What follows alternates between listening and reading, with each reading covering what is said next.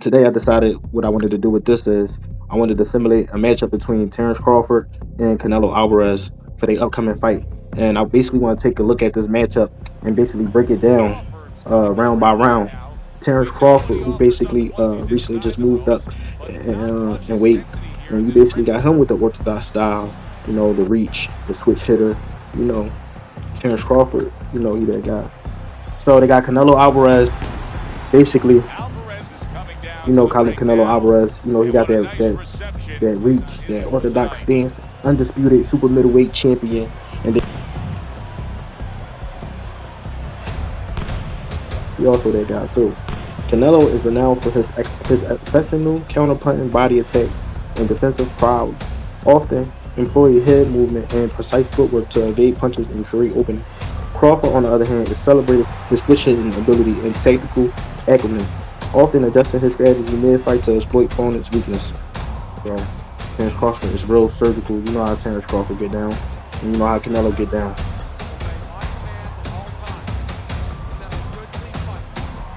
In round number one, the filling out process, right?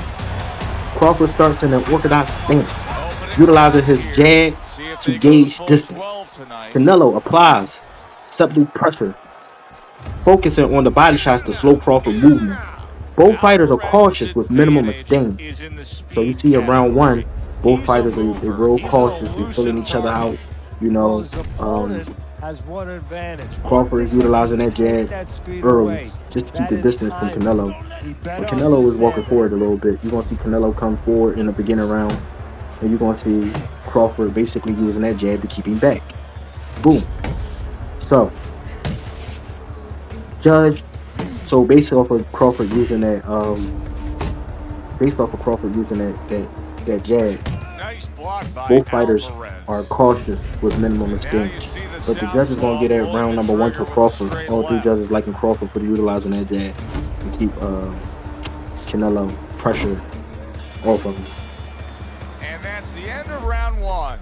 Crawford's ability to get to his opponent worked out well there. He damaged him in that round. You gotta fight. You gotta throw more.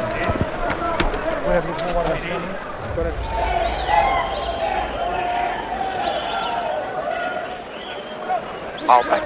In round two, Crawford switched to the southpaw, aiming to disrupt Canelo's rhythm. Canelo counters with a sharp right hand and continued targeting the body. The round is closely contested.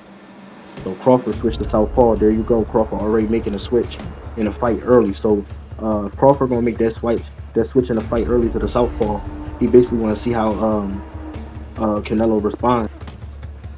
He basically want to see how Canelo responds to that southpaw stance, aiming to disrupt this rhythm. But you see Canelo quickly firing with a sharp right, basically targeting the body. But this round was kind of closely contested. But you'll see Canelo edges him out just a little bit in round number two.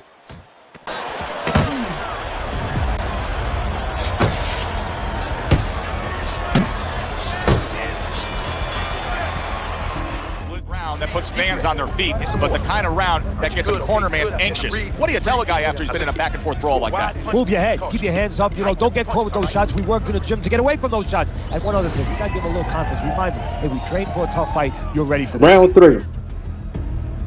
Crawford increases activity, landing combinations, utilizing angles.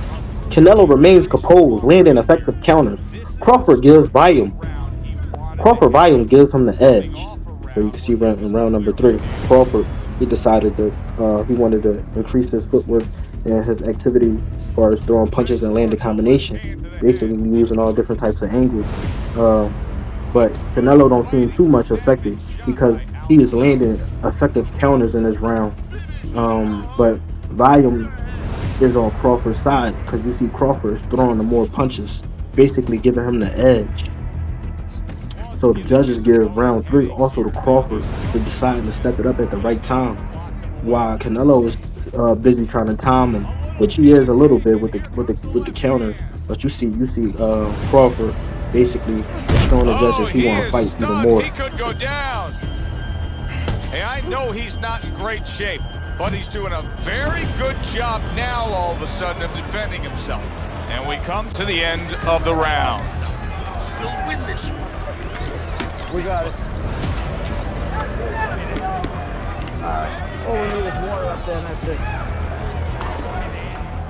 So, in round number 4, Canelo pressure starts the show, right? Canelo intensifies his body attack, landing a significant left hook. Crawford responds with counters but appeared to be momentarily affected by the body shot.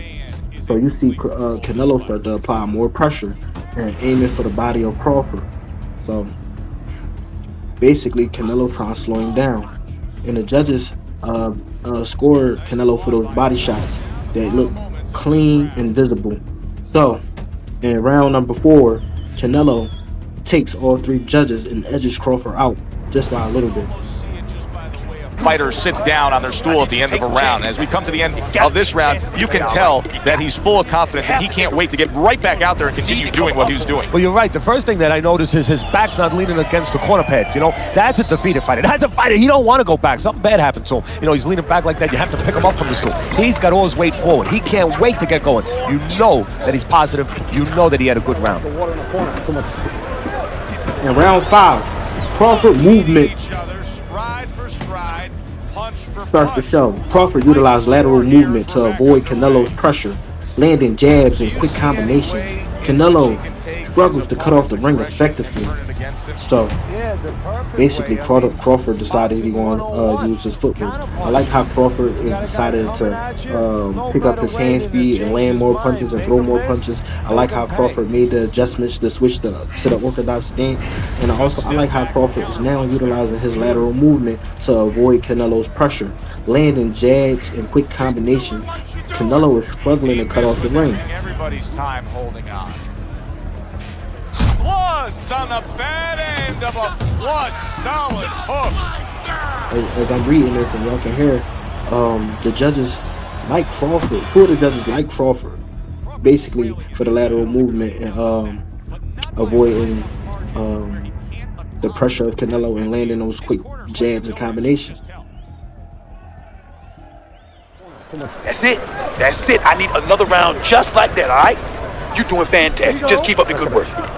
He's almost done. You had him in that round. You in control. Next round.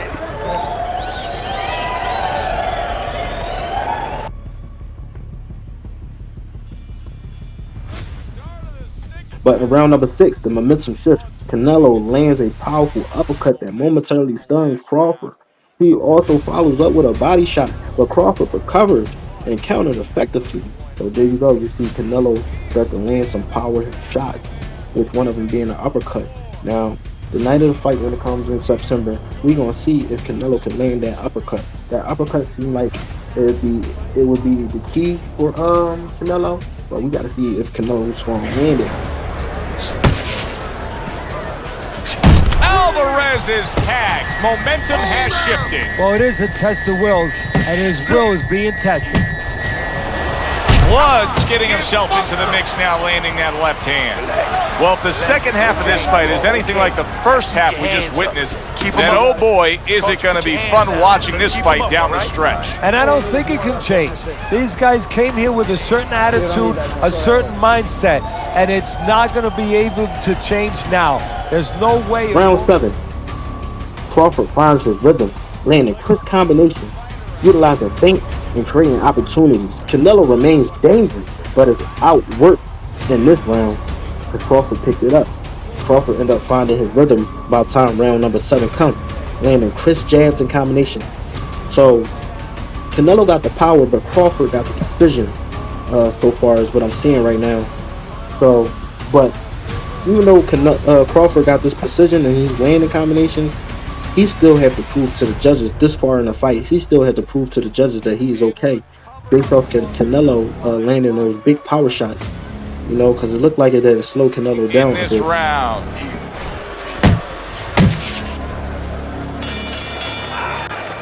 And round 7 comes to an end. Next round. Let's get busy.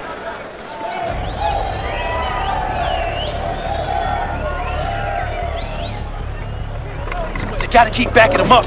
When you get him in the corner or the ropes, you have to throw more punches, all right? Just let go. Come on now. Listen, I need to see some counter punches, okay? Whenever.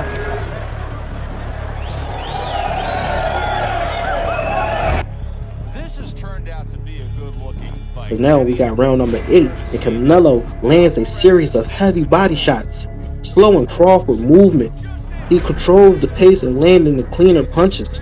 So far in the fight, the announcers like to say that Canelo is landing a more cleaner body shots, more heavier body shots. His power, Canelo power is really starting to show. And once he lands those body shots, he's slowing the movement of Crawford. He controlling the pace by landing the cleaner punches. Canelo is. So in this round, you got all 3 judges repping it for Canelo. Basically, all 3 of them like him in this round. So he puts forth another punishing display. Alvarez is dominating this fight from start to finish, and the end is getting near. Yeah, and his opponent's looking like he's got Everlast written on his forehead. I mean, he looks like a bag.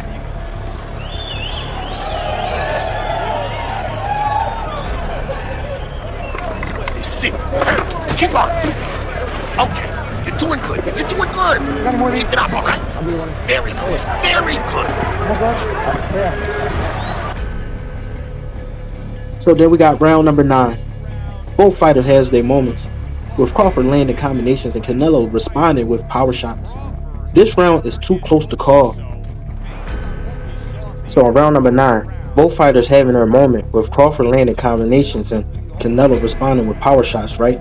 And the judges basically call it even in this round. Basically with a series of combinations coming from Crawford, the body shots landed from Canelo.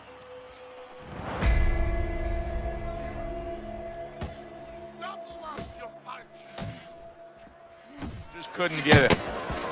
Final chance, last 10 seconds of round 9. Zones in on that overhand right. This has been a very entertaining fight. A little time to reflect here at the end of this round. My thoughts being this: I would really be surprised if we go to a decision here. It just has that kind of feel to it. Yeah, it has the feel to me like going to one of those places where you can eat all the pasta you can for one price, you know? And some guys get carried away. They eat about 5 bowls. Well, these guys, they're going to have a stomachache at the end. Somebody is going to wind up not standing at the end. You want enough to win this fight, okay? Round 10. Crawford, accuracy. Crawford's sharpshooting movement gives him the edge. Canelo lands some counters, but it's outlanded in this round. So now you start to see Crawford start to throw that sharpshooting jab and landing some on Canelo's chin. So the judges, all 3 judges, they liking Crawford for this round based on his sharpshooting ability to land some nice crispy jabs. And Canelo landed a few counters, but he was outscored in this round. Round 11. Now we in the championship round, y'all. Canelo practices persistence. Canelo applies relentless pressure, landing significant body shots and a solid right hand.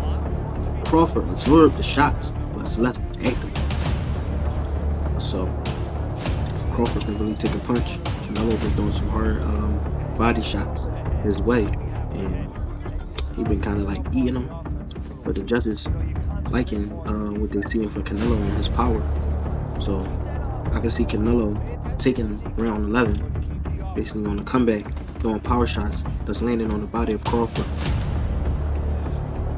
So all 3 judges in favor of Canelo. End of the round there. He was able to stun his opponent. Teddy, when you're training a guy that's coming off a round where he just got to his man, what do you do? Do you say, hey, I saw that and here's how you did it? How do you approach that? Well, you want to make sure you remind them exactly what you're talking about, how he set it up. Don't think about just the big punch that landed.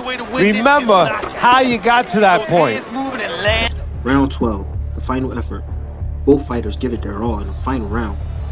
So these one of those fights where you see Crawford combinations and movement slightly outshine Canelo's power punches, right?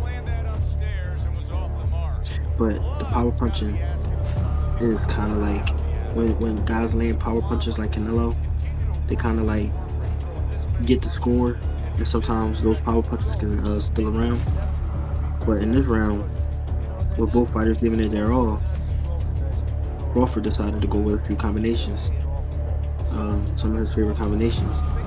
And his movement is just timely right now because Canelo power punches is not effective in this round compared to the volume of punches and combinations that Crawford decided to throw in round number 12. So 2 judges give it to Crawford, but then 1 judge give it to Canelo. Probably based on him still landing a few shots and him having a decent round in round number 11. So that's kind of like Price swaying one of the judges. So now we have the final score. Judge 1 scores it 115 to 113 in favor of Crawford. Judge 2 scores it 114 to 114 in a draw. Judge 3 scores it 115 113 in favor of Canelo. And right now we have a majority draw. Yes, people, we have a majority draw. This simulation bout showcased the contrast in styles of Crawford, technical power, powerless, and adaptability against Canelo's power and pressure. Both fighters had their moments of dominance, landing closely contested match that ended in majority of a draw. Such an outcome will likely set the stage for a highly anticipated rematch, y'all. So there you go, there you have it. And I will be posting more of these videos on Mondays. So when Mondays come around, or like Monday nights, I'll be throwing up a new video.